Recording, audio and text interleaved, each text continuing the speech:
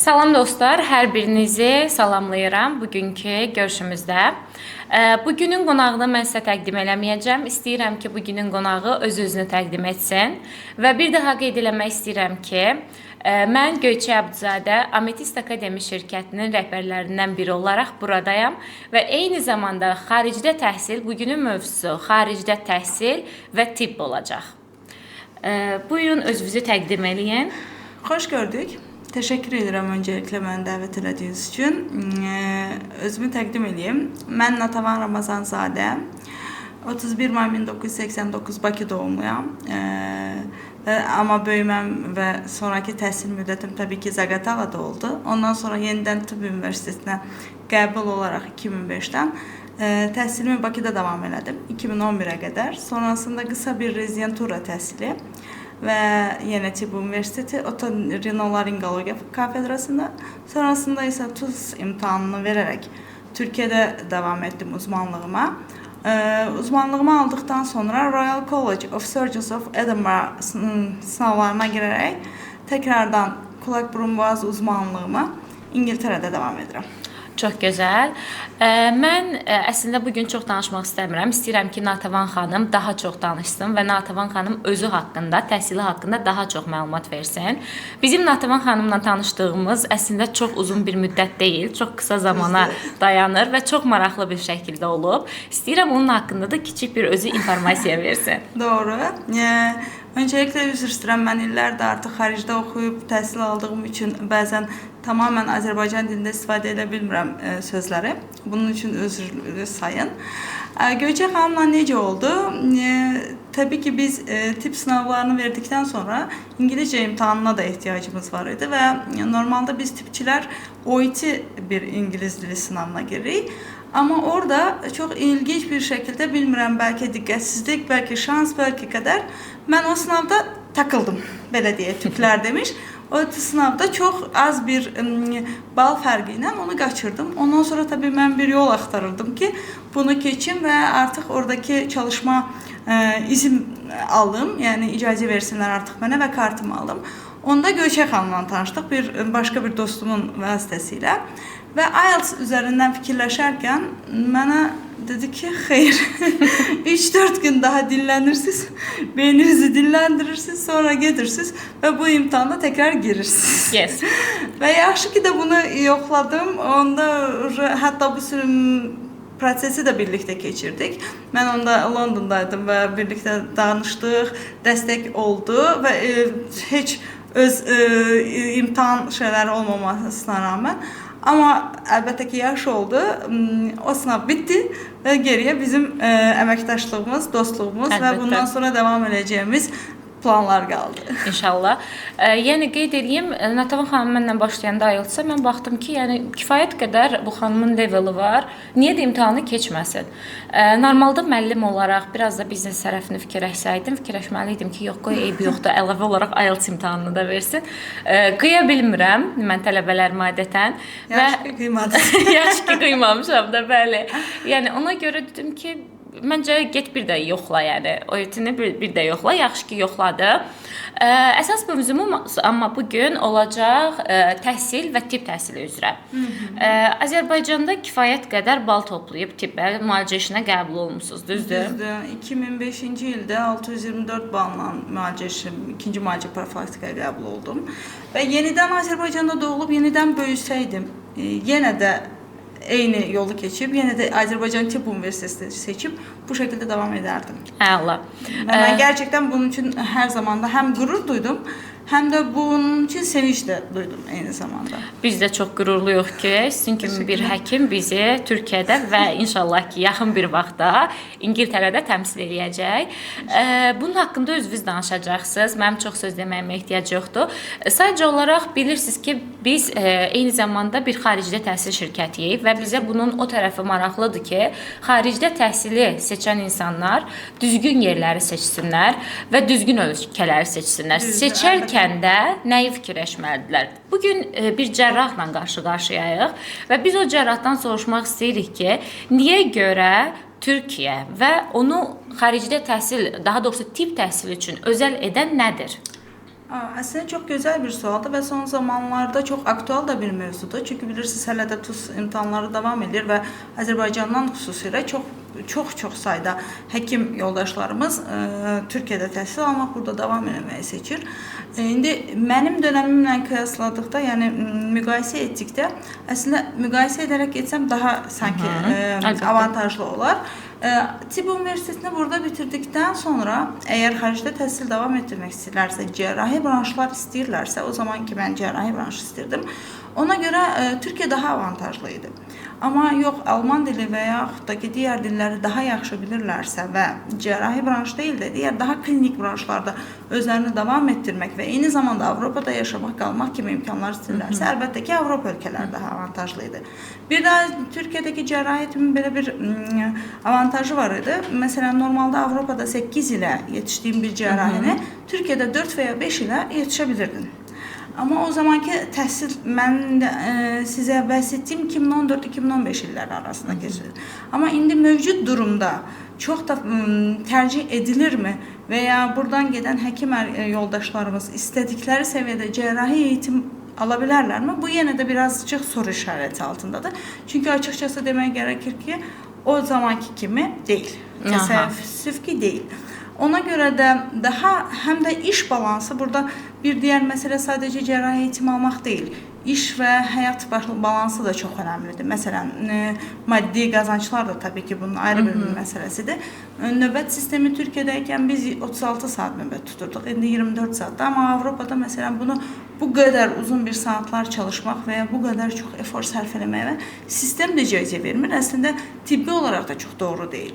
Ona göre sanırım indi artık məndən soruşanlara mən Avropadakı asistanlıq sürecini daha çox tercih edirəm. Əla. Bəs mən sizə 2 sual verəcəm Azərbaycan və Türkiyə ilə müqayisə eləmək üçün. Azərbaycanda oxuduğunuz müddətdə Natavanın ən çox yadında qalan professorlarmı deyim və yaxud da ümumiyyətlə tibb təhsili ilə bağlı xatirələrmi deyim, nədir? Və bu Türkiyədə hansıdır? Aralarındaki fərq nədir? Üniversite hayatından veya hatta daha geriye başladıkta üniversitete hazırlandığım dönemde tabii ki en yanında kalan fizik öğretmenim Vügar Recabov, hayatımı değişen insanlardan biri diye ki veya potansiyeli görüp yönlendiren insanlardan biri. Tibb Üniversitesi'nde döneminde ise çok oldu. Elə Zaqatala xəstəxanasında olduğum müddətlerde ben yaylarda orada çok tecrübeli olurdum. Oradaki hekimler ve cerrahlar, biri elə evde anam. Sonrasında 5. 6. kurslarda Ali Həsənov ve diğer üniversitet döneminde geçirdiğim öğretmenlerim deyək də, müəllimlərim. Və rezidentura təhsilinə başlayanda əlbəttə ki ben onu her yerde deyirəm və mən cərrahi təhsilimi onunla başladım. Talışınski, Profesör Talışınski hem ister etik olarak, ister elmi olarak hayatıma çok ciddi anlamda yön veren ve adamlardan biri oldu. Ve aynı zamanda Fuad Nəcəfov da işləyir. Ve bunların ikisiyle başladığım için hem de Azərbaycan Tibb Üniversitesi'nin otolaryngologiya kafedrasında başladığım için sanırım biraz daha rahat oldu benim için. Əla. Bəs bu Türkiyədə necə oldu? Türkiyədə necə oldu? İlk değişim programı ilə 1 illik bir aylıq, özür dilərim.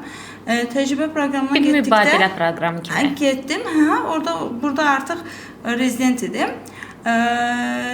Bezmialem Üniversitesində və eyni zamanda Çapa Tıbb Fakültəsində, onlar yaxındılar həm də bir-birlərinə. Oradaki hocalarla bir neçə əməliyyata girmək şansım oldu və oradaki professorlardan Bayram Veysellər hələ də aramız çox yaxşıdır. O dedi ki, Türkiye'nin harası olursa olsun, sen bir daha TUS imtihanına girip burada KBB yani LOR ixtisasını devam etməlisən. Cərrahi əlin becerim ve 2 əl və istifadə eləmək bacarığın çox yaxşıdır və bunu devam etdirməlisən. Öyle olunca da ondan sonra bir neçə daha profesör endoskopik cərrahi ilə əlaqəli bir yön verdi və bir şekilde bu yola girdik. Əla. Okey. Mənə maraqlıdır ki, siz indi yolunuz artıq Türkiyədən keçir, çıxır və daha geniş sferalara doğru irəliləyir. Səhv eləmirəmsə, bizim şəxsi danışıqlarımızdan yadımda qaldığı qədərilə bu hal-hazırda İngiltərədə. Daha biraz yumşaq keçid üçün İngiltərədə. İngiltərədə. Belə deyim, Türkiyədə təhsil almaq istəyən, birinci oradan başlayaq. Türkiyədə tibb təhsili almaq istəyən gənclərə nə etmələrini məsləhət görürsünüz? Okay, çox yaxşı sualdır və hər gün hardasa eşitdiyim suallardan biridir. Öncəliklə bilməlidirlər ki, doğrudan da həkim olmaq istəyirlərmi? Bu çox böyük vacib sualdır. Bunu necə başa düşməlidirlər? İndi bilirsiniz də, yəni sözünüzü də kəsirəm. İndi bilirsiniz, insanlar çox sevir. Pullu sahə hansıdırsa ora doğru gedək. Həkimlik okey, pulludur. Kosmetologiya pulludur. Getdik ora. Kosmetologiya ilə bağlı çox bilmirəm. Çünki kosmetologiya biraz tibbi içərisində olmayan bir sahə halına gəldi təəssüf ki. Pul qazanmaq istəyirsinizsə, həmişə zarafat qarışıq belə deyirəm. Milyoner olmaq istəyirsinizsə, həkim olmayın. Həkim olaraq milyoner olmasın. Yaxşı yaşayarsan, bəlli bir standartın olar və ən önəmlisi etibarlı bir məsləyin olar. Bunun üçün gerçəkdən önərirəm. Çünki mən sizə bəhs etmişdim 4 yaşında və sadəcə bir izləmə ilə qərar verdim ki, mən həkim olmaq istəyirəm. Birincisi bu. İkincisi bilmələr lazımdır ki, bu bitməyən bir prosesdir. Yəni mən düzdür, sən bitirə bilərsən. Məsələn, mən də uzman oldum, okey, bitdi. Mən gedəcəm, öyrəndiklərimi istifadə edəcəm və s. Amma texnologiya da gəlişdikcə, müasir avadanlıqlar, tip gəlişdikcə və özəlliklə əgər başlasan asistanlıq sürecində və rezidentura dönəmində xaricdə konqreslər, xaricdə məsləkdaşlarınla əlaqələr, onda görürsən ki, artıq görürsən ki, sən də özünü inkişaf etdirməyin lazımdır. Nəsə yenilik etməyin lazımdır. Bəs necə gedə bilərlər bu konqreslərə? Okay. Öncə bu tibb təhsili ilə bağlı sualınıza cavab verim. Hələ də əgər tibb təhsilini xaricdə almaq istəyirlərsə, hələ də Türkiyədəki tibb universitetlərinin, özəlliklə dövlət tibb universitetlərinin hələ də çox məsləhət görə bilərəm. Hacəttepe, Cərrahpaşa, Çapa hələ də tibb fakültəsi olaraq özlərini, çünki bəlli bir onlar bazaya sahib olan universitetlərdir, onları tərcih edə bilərlər və onları bitirəndə general practitioner deyək də, genel bir həkim anlamında yaxşı bir həkim olaraq yetişəcəklər. Amma ondan sonraki əlbəttə ki, sənin özünə bağlıdır. Harda necə davam etdirmək istəyirsənsə. İkinci sualınızı unuttum. Necə? Elə harda necə davam etdirmək istəyirəm? Bu xarici konfranslara gənclər, ümumiyyətlə həkimlər necə çıxış yolu tapmalıdır? Hardan öyrənməlidirlər? Doğru. İndi burada bir məsələ var ki, eğitim, yəni təhsil bu dəqiqə dünyadakı ən bahalı işlərdir, ən bahalı sistemdir və əslində də geri dönüşü də ən yaxşı olanlardandır. Düzdür, biraz uzun bir yoldur, əziyyəti çoxdur. Amma mənə görə və ya da mənim bildiyim tək yoldur, bilmirəm, ən yaxşı bir yoldur. Bəncə birinci növbədə xarici dil mütləq öyrənməlidirlər. Universitet həyatına qədər öyrənə bilsələr çox-çox yaxşı olar. Amma ən azından ondan sonra özellikle Bakıda yaşayanlar məncə Rusça və İngilizcə bilmək artıq bir sıradanlaşıb və bunu mütləq və mütləq şəkildə bilməlidirlər. Yəni, həkim olmaq istəyən xarici dil bilməmək artıq bu sorğulana da bilməz. Mən belə düşünürəm. Burada bir reklam fasiləsinə girirəm. Ametist Akademi olaraq biz təkcə xaricdə təhsil deyil, eyni zamanda xarici dilin tədrisi və IELTS, SAT dərslərinə hazırlığı da təmin edirik və məncə könül rahatlığı ilə öz xarici dil inkişafınızı bizə əmanət edə bilərsiniz və Natəvə xanımla davam edirəm. Mütləq və mütləq, yəni xarici dil birinci növbədə olmalıdır. İkincisi, artıq kompüter əsri deyək də, yaşadığımız üçün hər şeyə daha rahat edə bilirik və mütləq şəkildə ki, internationalda necə olur? Beynəlxalq konqreslərə mütləq və mütləq heç olmasa ildə bir dənə iştirak etmələri vacibdir və iştirak etmək sadəcə gedib nələrsə izləmək deyil. Sadəcə şəkil çəkdirmək deyil, loru dildə desək. Kafe break də deyil, plaj da deyil. Oradakı həmin o beynəlxalq konqreslərdə daha aktiv olaraq ən azından öz yaşıdların, öz məsləkdaşların nə edir? İnsanlar, məsələn, bu eyni prosesi və ya eyni xəstəliyi orada necə müalicə edirlər və ya hansı texnologiyalar var. Eyni zamanda siz də, yəni biz də soruşmalıyıq ki, biz orada gəlib deyək ki, istehsalat müşavirəsi keçmək istəyirik və ya təcrübə keçmək istəyirik, clinical attachment. Bunları necə edə bilirik? Artıq dünyanın hər yerində, indi mən bu arada onu da deyim, Avustraliyada bir qısa bir şey keçirəcəm bundan əlaqəli. Düzdür, artıq diplomum ona icazə verir, mən orada da həkimliyə davam edə bilərəm. Amma uzaq olduğu üçün və biraz daha yumşaq bir keçid etmək istədiyim üçün sistemə İngiltərə hələ ki birinci tərcihimdir. Amma yəni demək istədiyim, onlar necə eləyir?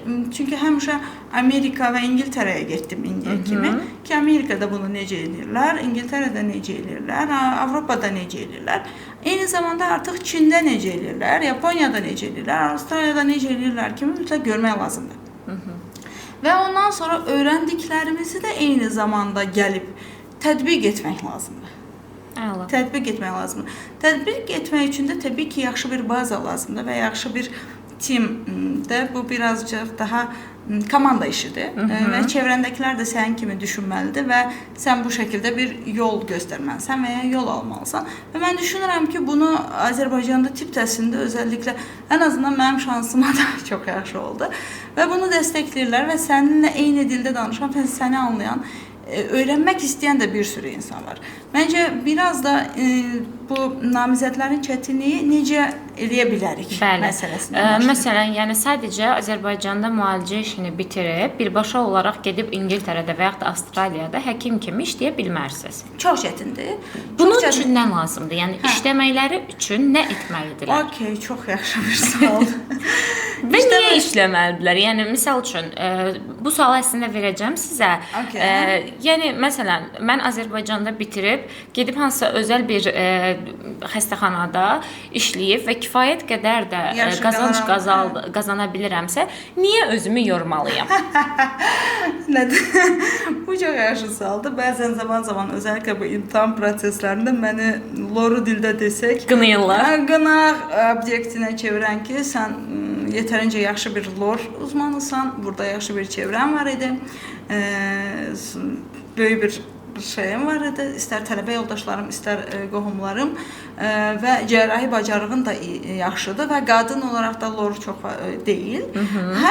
Hardan baxsaq gerçəkdən bir avantajlığı var və istərsən universitet bazında, yəni tələbələrlə işləmək və s.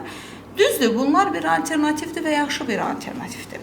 Pul qazanmaq da eyni zamanda bu pis bir şey deyil və bizim buna ehtiyacımız var. Amma buradakı sual budur, sənin öncəliyin nədir?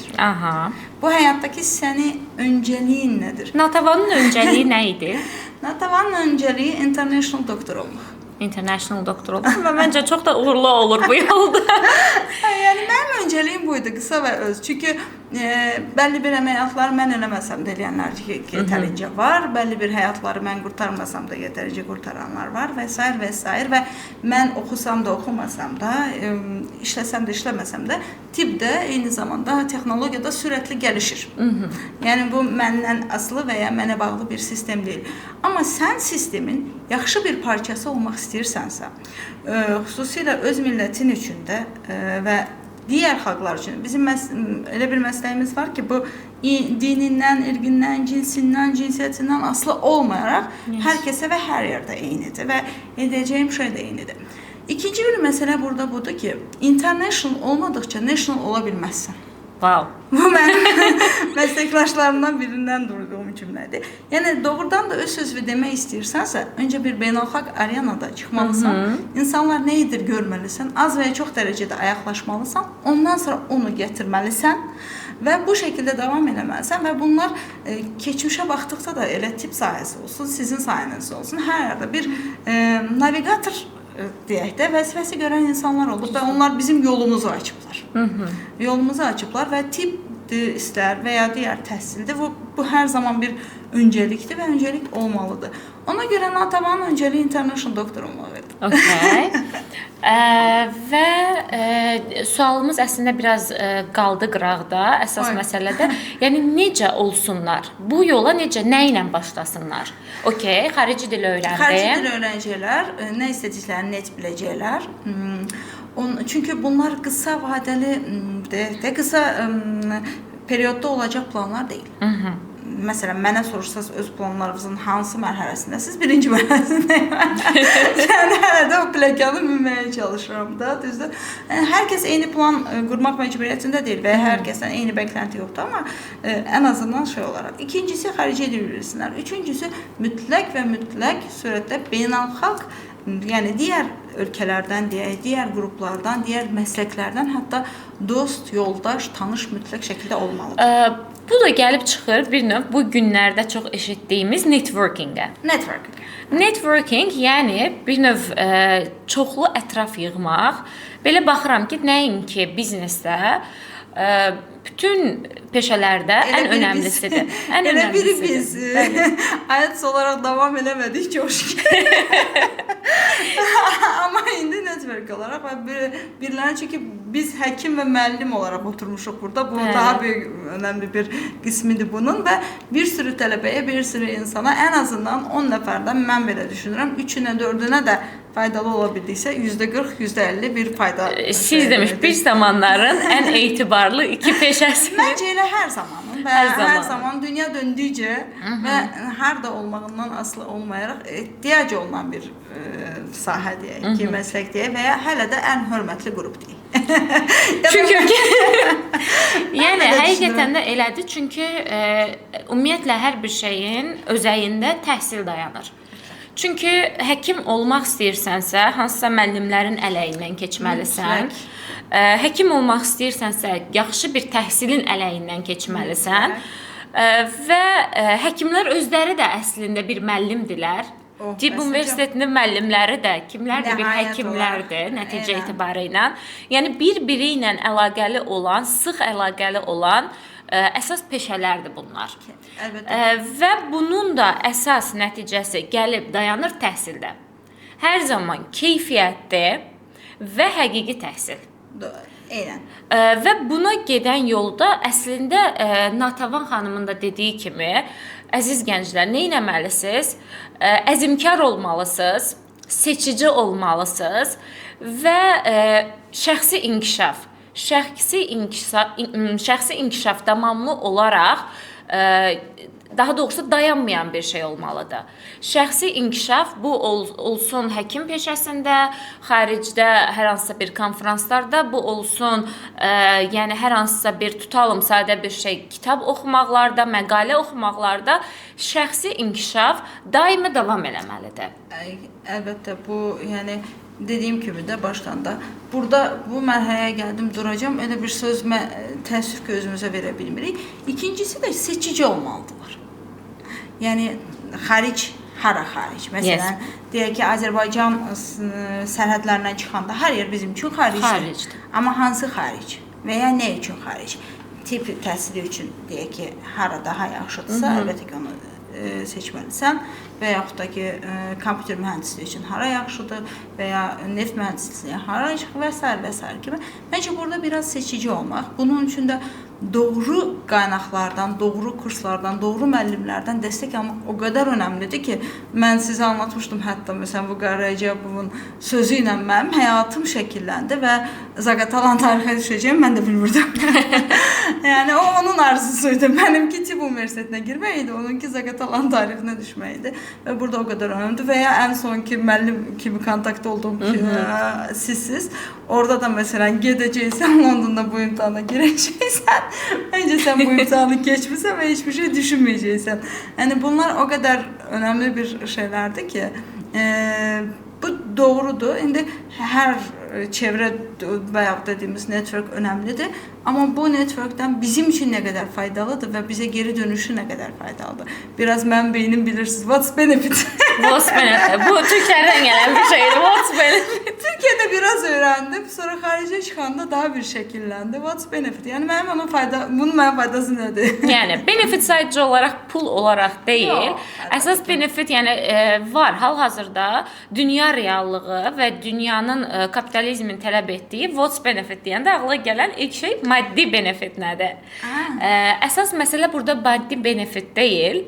Mənəvi benefit. Mənəvi benefit bu vaxt itkisinə dəyərmi? Bu zaman Həqiqətən. itkisinə dəyərmi? Bu maddiyyat hər şey üçün məsələn ödədiyimiz şeyə dəyərmi? Və yaxud da ki, ən bəsit bəlkə birazcıq da şey səslənəcək, amma bu adamla zaman keçirirəm, gün sonunda buna dəyərmi? Bəli. Nə öyrəndim və yaxud da nə öyrətdim?